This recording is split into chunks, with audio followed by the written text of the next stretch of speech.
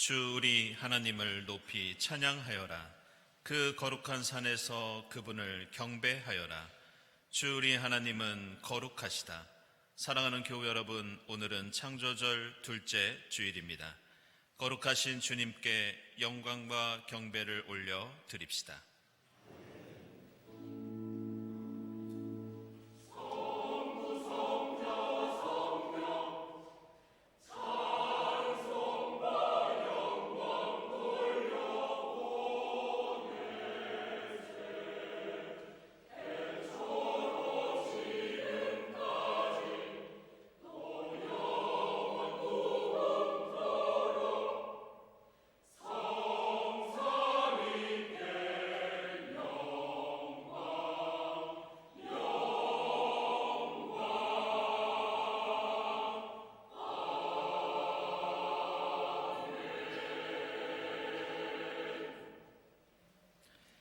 주님을 의지하는 사람은 시온산과 같아서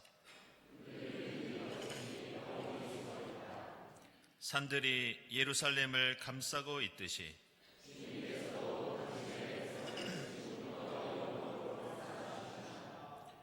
의인이 불의한 일에 손대지 못하게 하려면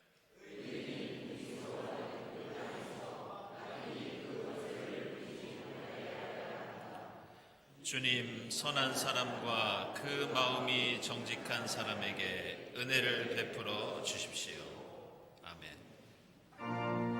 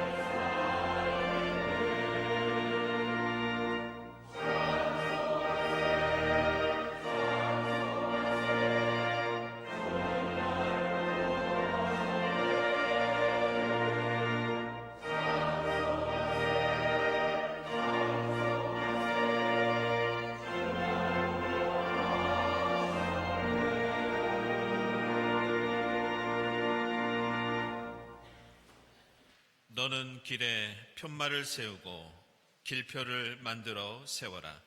내가 전에 지나갔던 길과 대로를 잘 생각하여 보아라. 처녀 이스라엘아 돌아오너라. 너희가 살던 이 성읍들로 돌아오너라. 언제나 우리를 찾으시는 주님의 사랑에 의지하여 우리 모든 죄를 고백하고 회개합시다.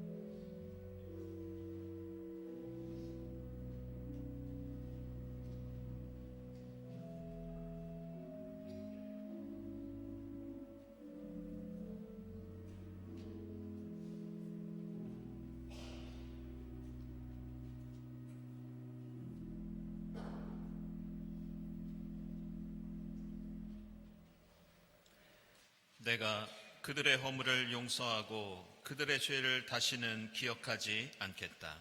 나 주의 말이다. 이 말씀에 의지하여 우리 모든 죄가 용서받았음을 선언합니다.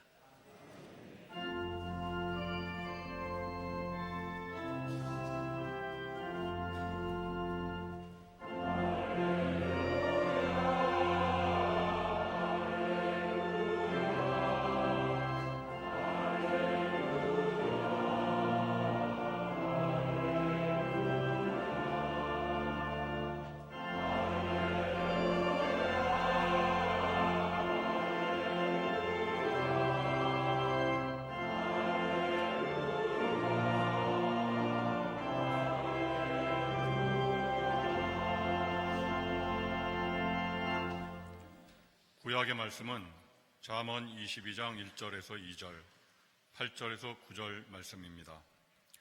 많은 재산보다는 명예를 택하는 것이 낫고 은이나 금보다는 은총을 택하는 것이 낫다. 부유한 사람과 가난한 사람이 다 함께 얽혀서 살지만 이들 모두를 지으신 분은 주님이시다. 악을 뿌리는 사람은 재앙을 거두고 분노하여 휘두르던 막대기는 기세가 꺾인다. 남을 잘 보살펴주는 사람이 복을 받는 것은 그가 자기의 먹거리를 가난한 사람에게 나누어 주기 때문이다. 아멘.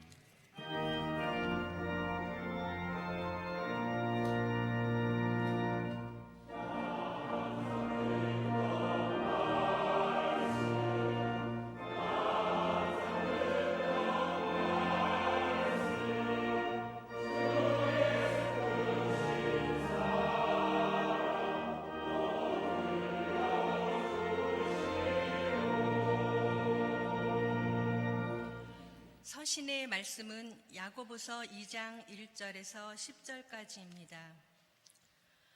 나의 형제 자매 여러분, 여러분은 영광의 우리 주 예수 그리스도를 믿고 있으니 사람을 차별하여 대하지 마십시오.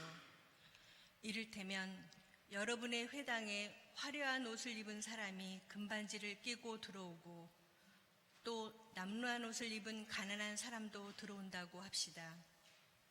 여러분이 화려한 옷차림을 한 사람에게는 특별한 호의를 보이면서 여기 좋은 자리에 앉으십시오 하고 가난한 사람에게는 당신은 거기 서 있든지 내 발치에 앉든지 하시오 하고 말하면 바로 여러분은 서로 차별을 하고 나쁜 생각으로 남을 판단하는 사람이 된 것이 아니고 무엇이겠습니까?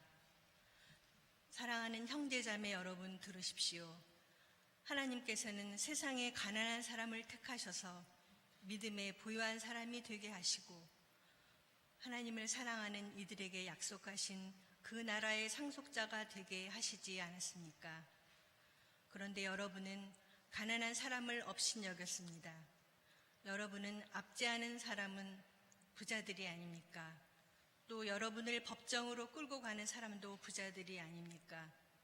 여러분이 받드는 그 존귀한 이름을 못 오가는 사람도 부자들이 아닙니까? 여러분이 성경을 따라 내 이웃을 내 몸같이 사랑하라는 으뜸 가는 법을 지키면 잘하는 일입니다. 그러나 여러분이 사람을 차별해서 대하면 죄를 짓는 것이요.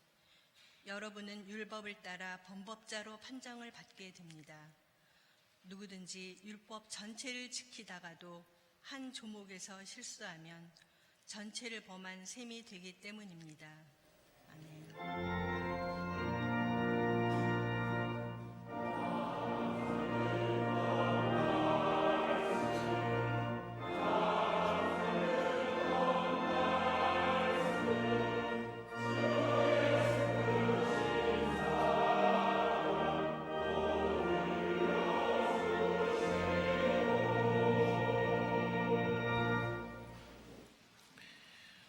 복음의 말씀은 마가복음서 7장 24절부터 31절까지입니다. 예수께서 거기에서 일어나셔서 두로 지역으로 가셨다. 그리고 어떤 집에 들어가셨는데 아무도 그것을 모르기를 바라셨으나 숨어 계실 수가 없었다. 악한 귀신 들린 딸을 둔 여자가 곧바로 예수의 소문을 듣고 와서 그의 발 앞에 엎드렸다. 그 여자는 그리스 사람으로서 시로페니키아 출생인데 자기 딸에게서 귀신을 쫓아내달라고 예수께 간청하였다. 예수께서 그 여자에게 말씀하셨다. 자녀들을 먼저 배불리 먹여야 한다. 자녀들이 먹을 빵을 집어서 개들에게 던져주는 것은 옳지 않다. 그러나 그 여자가 예수께 말하였다. 주님, 그러나 상 아래에 있는 개들도 자녀들이 흘리는 부스러기는 얻어 먹습니다. 그래서 예수께서 그 여자에게 말씀하셨다. 네가 그렇게 말하니 돌아가거라. 귀신이 네 딸에게서 나갔다. 그 여자가 집에 돌아가서 보니 아이는 침대에 누워있고 귀신은 이미 나가고 없었다. 예수께서 다시 두로 지역을 떠나 시돈을 거쳐서 데가볼리 지역 가운데를 지나 갈릴리 바다에 오셨다. 아멘.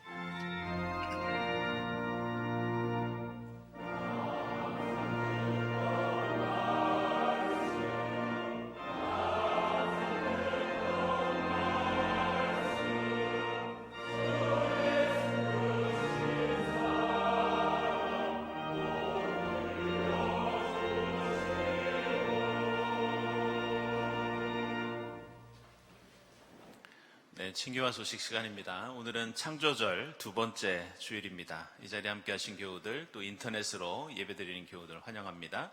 우리 교회 처음 오신 분들 환영하고요. 교회에 대해서 궁금한 점이 있으신 분들은 세교실을 찾아주시기 바랍니다.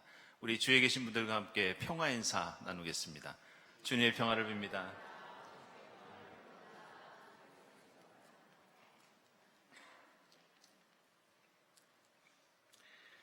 네, 교우 소식입니다. 먼저 지난주에 저희들의 장례 소식을 알려드렸는데요. 우리 심화섭 집사님, 황은주 집사님 아버님 되시는 심상소 교우께서 소천하시고 또 은혜 가운데 장례를 잘 마쳤습니다. 이 시간에는 함께 위로 인사 나누기 위해서 유족들 함께 하셨습니다. 함께 인사 나누겠습니다. 주님의 위로를 빕니다.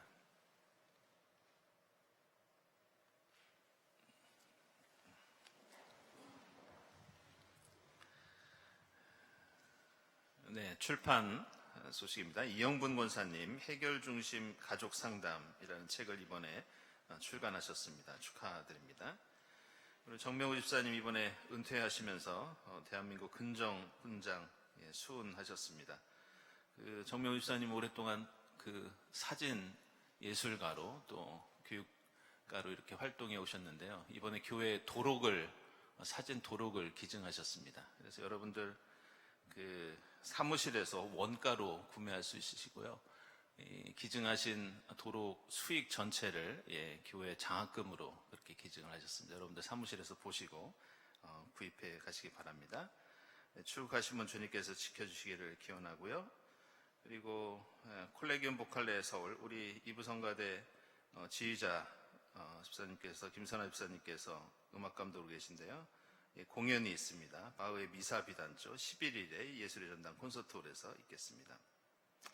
그리고 연주회 광고 주부에 나오지 않은 거 하나 더 말씀드리겠습니다. 우리 정록기 집사님 연주회가 9월 22일에 예술의 전당 IBK 홀에서 있겠습니다. 이번에 구스타프 말러 곡을 연주하시는데요.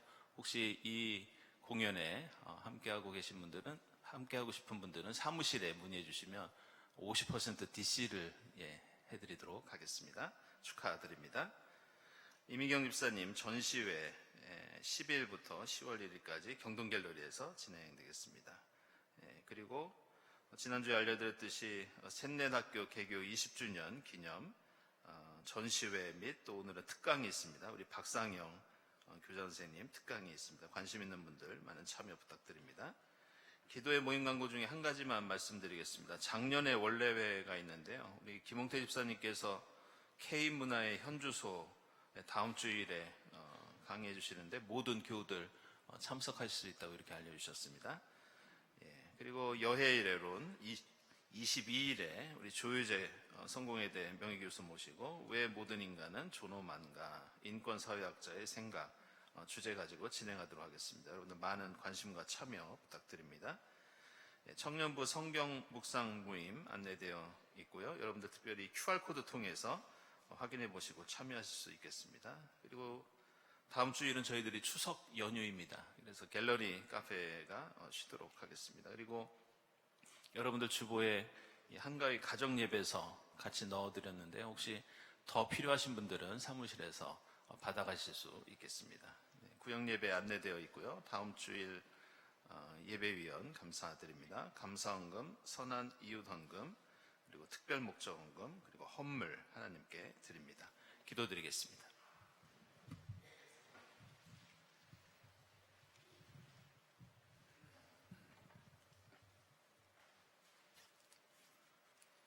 하나님, 창조절 두 번째 주일 우리가 함께 모여 주님을 찬양하고 경배할 수 있게 하시니 감사드립니다.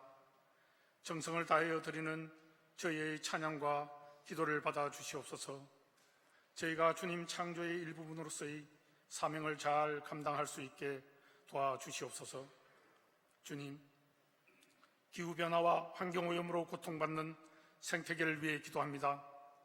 주님 주신 생태계를 보존하고 회복시킬 수 있는 지혜와 용기를 주시고 우리 모두가 이 문제를 책임을 가지고 적극적으로 참여할 수 있도록 인도하여 주시옵소서. 주님, 끝나지 않는 전쟁과 갈등으로 고통받는 이들이 있습니다. 이스라엘과 팔레스타인, 우크라이나, 우리 속에 잊혀져가는 미얀마와 IT 분쟁, 세계의 모든 전쟁과 내전이 하루속히 종식되기를 간구합니다. 고통받는 이들에게 주님의 사랑과 평화를 경험하게 하시고 우리의 노력과 기도가 다 그들에게 위로와 도움이 될 수 있도록 인도하옵소서. 주님, 교회와 이웃을 위해 기도합니다. 우리가 만나는 사람들과의 관계 속에서 주님의 사랑과 배려를 실천하고 공동체의 필요에 기울일 수 있도록 인도하여 주시옵소서.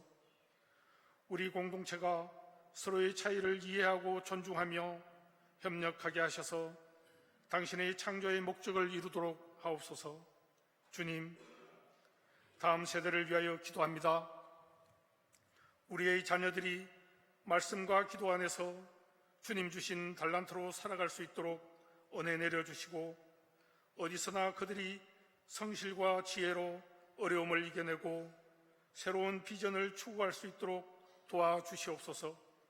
그래야 이들이 합당한 곳에서 쓰임받기를 간구합니다. 주님, 말씀 전하시는 목사님에게 영육간의 강건함을 잃지 않게 하시옵고 교회를 위해 봉사하는 교우들에게 주님의 지혜와 능력을 부어주시고 은총 내려주시옵소서. 성가대의 찬양으로 홀로 영광 받으시옵고 온 우주와 모든 생명의 질서를 세우신 창조주 하나님의 뜻이 온 땅에 이루어지기를 간절히 바라오며 우리 주 예수 그리스도의 이름으로 기도드립니다. 아멘.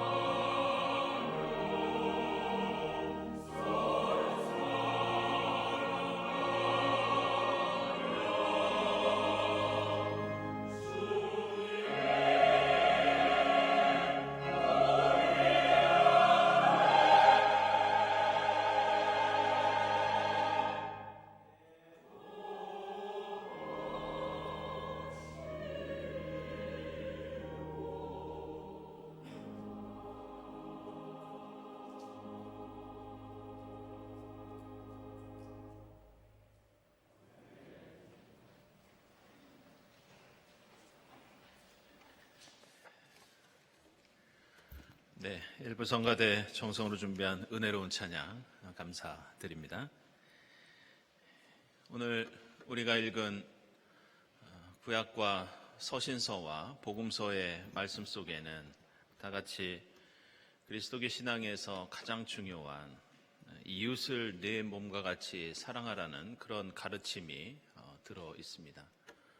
이 가르침이 얼마나 중요하냐. 사실 저희가 매주 이렇게 모여서 함께 예배를 드리지만 이 예배당에 모여서 이 말씀 하나 저희들이 읽고 묵상하고 세상을 향해 나아간다 하더라도 무방할 정도로 이 말씀은 그리스도교 신앙의 핵심 중의 핵심이라고 할 수 있습니다.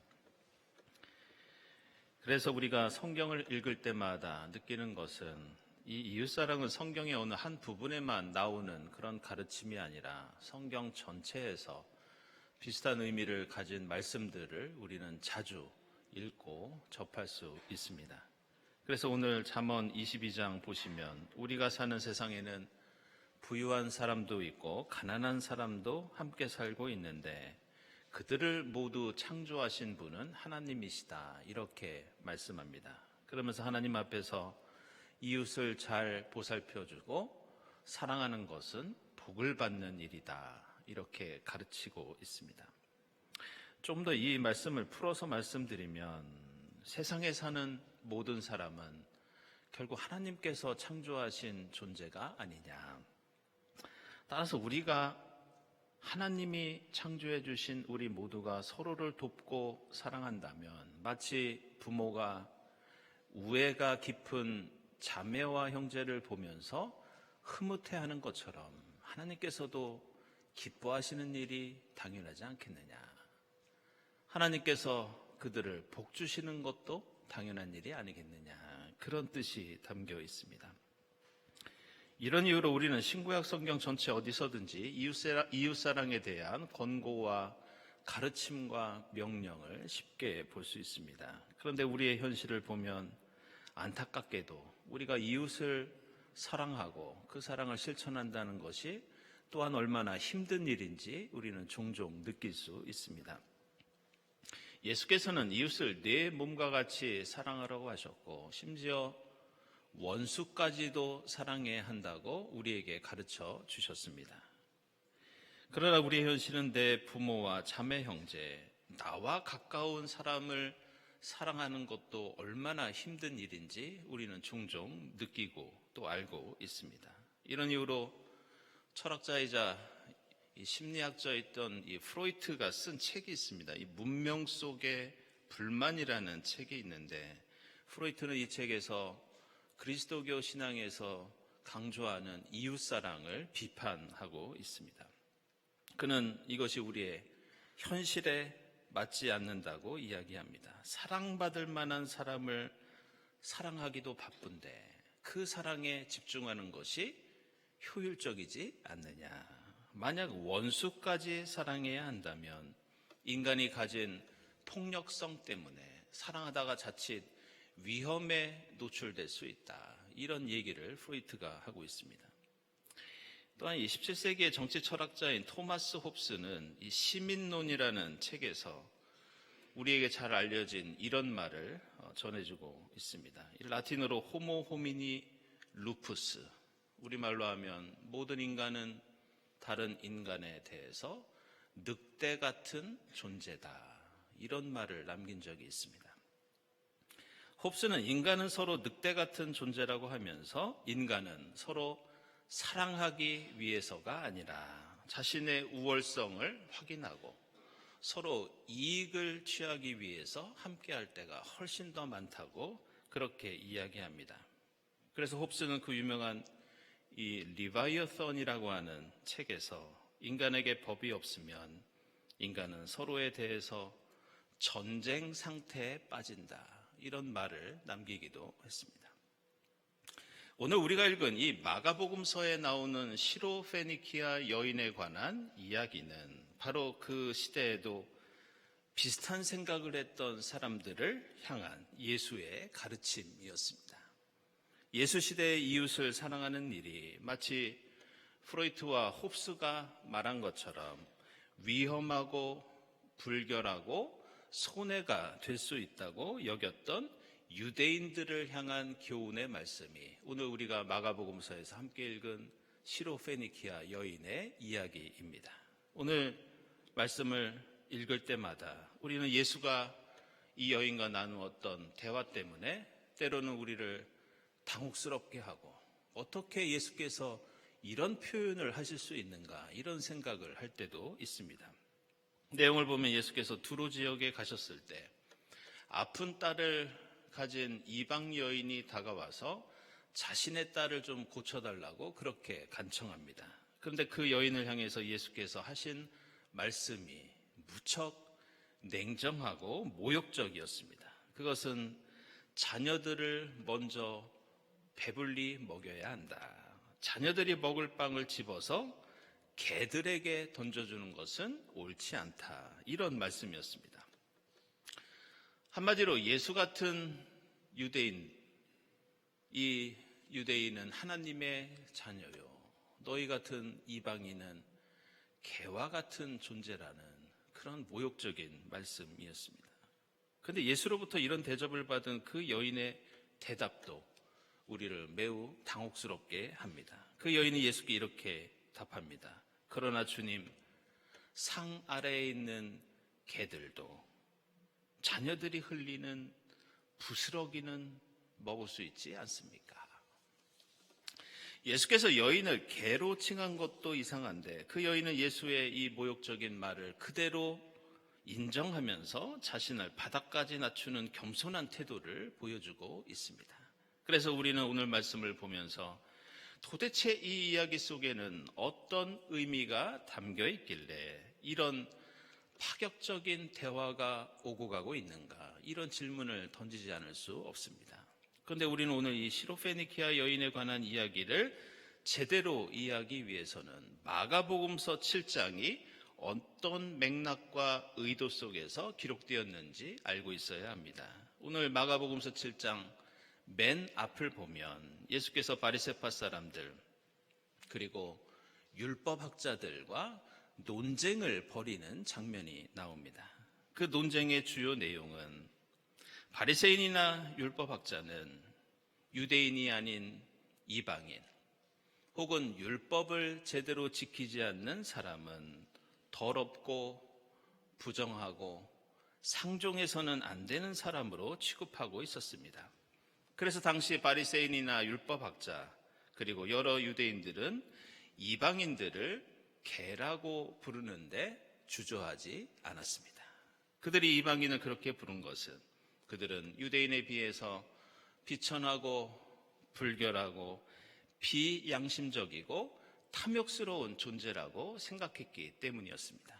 그래서 유대교 랍비들의 가르침을 보면 이방 사람들에 대한 이런 말씀이 나옵니다.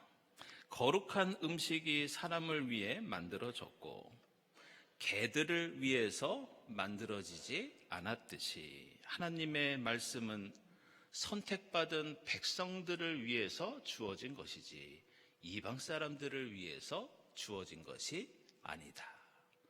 이렇게 이방 사람들을 개로 여기고 있습니다.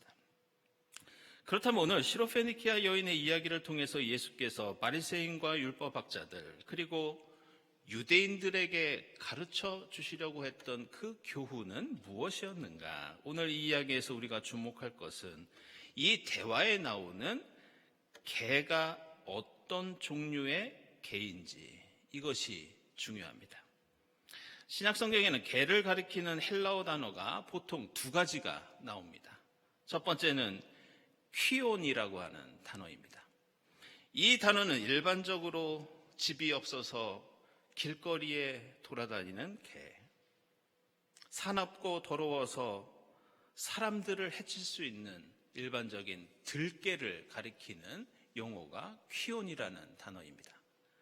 마치 프로이트와 홉스가 말한 서로를 해칠 수 있는 늑대 같은 존재가 바로 이 헬라어 퀴온이라는 개였습니다. 그래서 당시 유대인들은 사마리아 사람들이나 시로페니키아 사람들을 향해서 이 단어를 사용해서 개라고 불렀습니다. 그들은 사랑해야 하는 이웃이 아니라 더럽고 추하고 위험한 존재로 여겼고 그래서 이러한 단어들을 썼던 것이었습니다. 그런데 오늘 예수께서는 이 시로페니키아 여인에게 퀴온이라는 단어를 쓰고 있지 않습니다. 대신 예수께서는 이 여인을 향해서 의도적으로 쿠나리아라고 하는 단어를 사용하시는데 이 단어가 무슨 뜻이냐? 놀랍게도 이 뜻은 작고 귀여운 강아지, 집에서 기르는 반려견, 주인의 상 옆에서 함께 밥을 먹을 수 있는 식구 같은 존재, 이 단어가 바로 그런 뜻이었습니다. 다시 말해서 사랑받을 수 있는 강아지가 바로 예수가 칭한 쿠나리아라는 단어의 의미입니다. 따라서 오늘 말씀은 나 자신에 대한 자부심을 가지고 나 아닌 다른 타자를 더럽고 위험한 개 취급하며 무시하던 유대 사회를 향한 일종의 비판과 교훈과 권면이 오늘 말씀에 담겨 있는 중요한 의미라고 할 수 있습니다. 아이러니컬하게도 당시 유대인들은 이방인을 개라고 부르면서 조롱했지만 유대인들도 비슷한 모욕과 조롱을 당시 유대인들을 지배하고 있던 로마 사람들로부터 비슷한 취급을 당하고 있었습니다. 결국 오늘 말씀은 단순히 유대인과 시로페니키아 사람들 사이의 관계에만 해당되는 그런 가르침이 아니었습니다.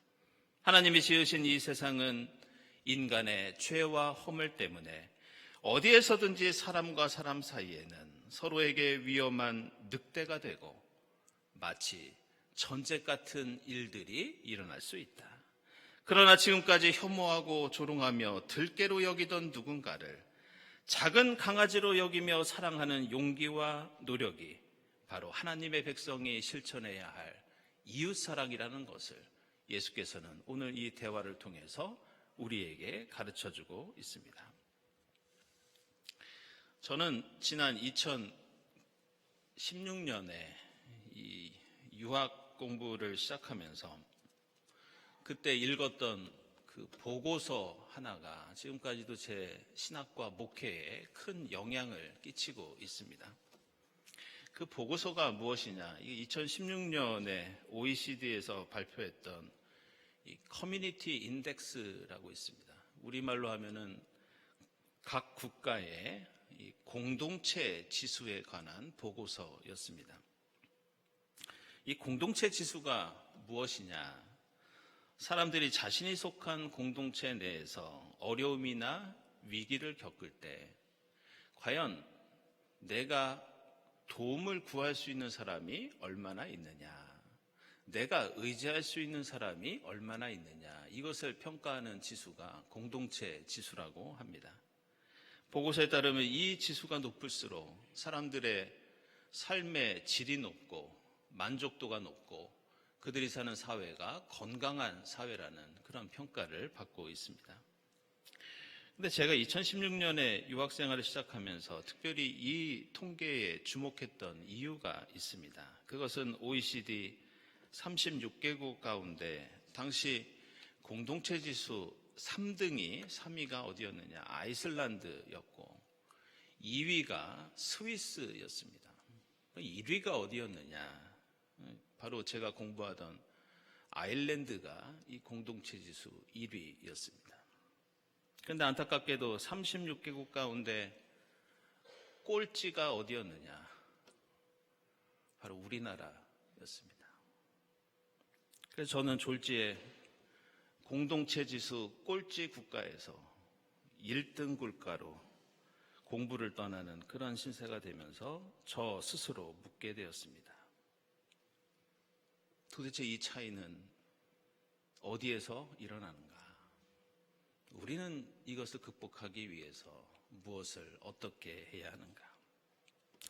생각해보면 이 통계는 다른 말로 그리스도교 신앙에 비추어서 얘기한다면 우리가 얼마나 이웃을 사랑하고 있는지를 보여주는 이웃사랑의 지수가 바로 이 공동체 지수라고 할 수 있습니다.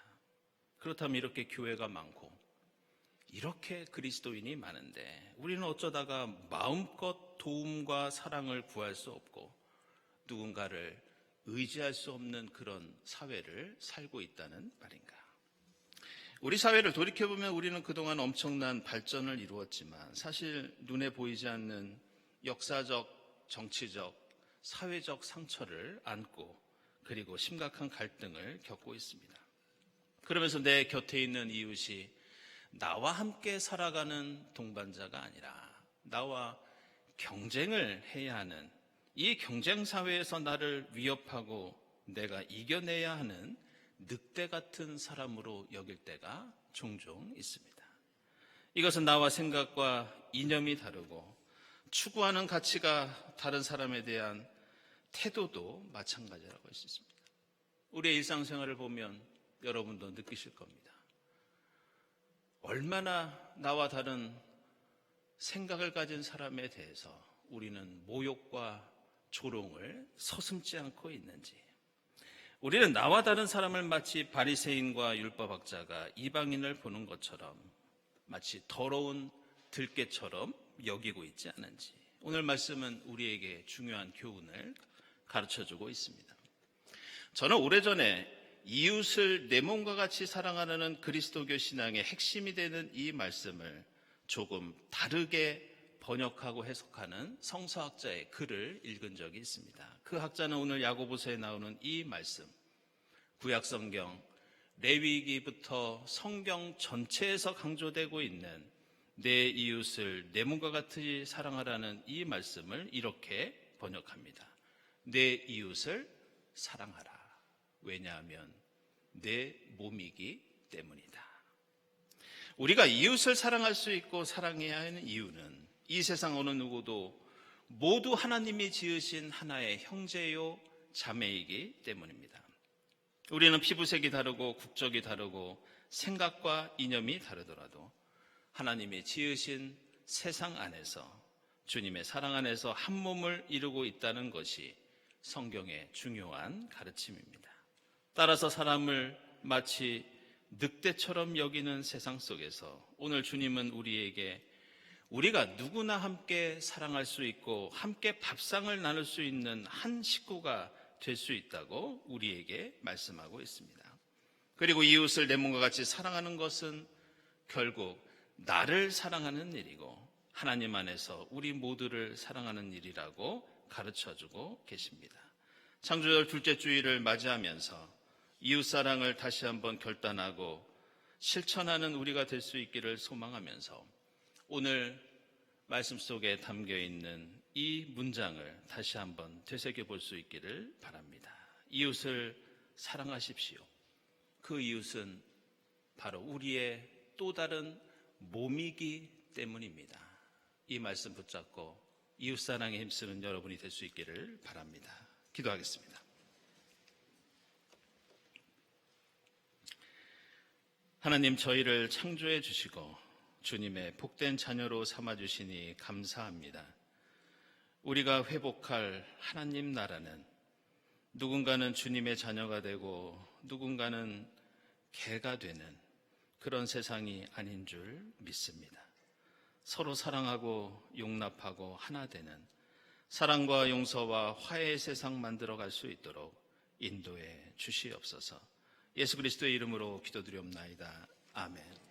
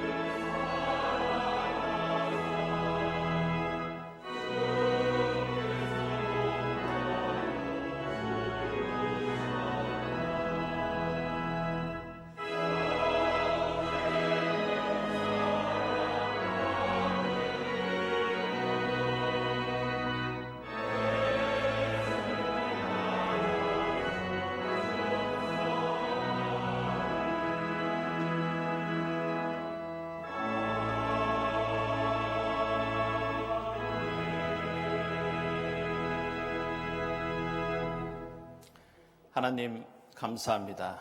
오늘 여기까지 저희들을 에베네셀로 지켜주시고 하나님의 풍성한 은혜를 맛보며 살아오게 하시니 감사합니다.